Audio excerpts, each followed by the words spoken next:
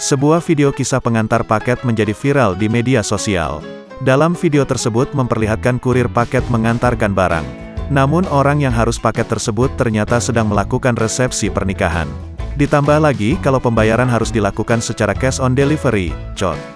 Para tamu undangan pun menyoroti kurir pembawa paket tersebut. Dilansir Instagram lambe_turah, Senin, tanggal 7 Februari tahun 2022. Suasana resepsi menjadi tertawaan para tamu. Akhirnya terlihat seorang laki-laki menemuinya dan memberikan pesan kepada kurir pengantar barang. Komentar beragam pun menghampiri Instagram lambe_turah. Totalitas tanpa batas, tulis Instagram Natasha Smurlo. Kata kurirnya, ya mana gewe tahu. Maaf nih yak, tulis Instagram Dance Dezan. Suamiku pernah antar barang pas ada acara nikahan di rumah yang dituju. Akhirnya disuruh ikut ambil makan plus dikasih kue sama souvenir, tulis Instagram Rusda_Aisyati.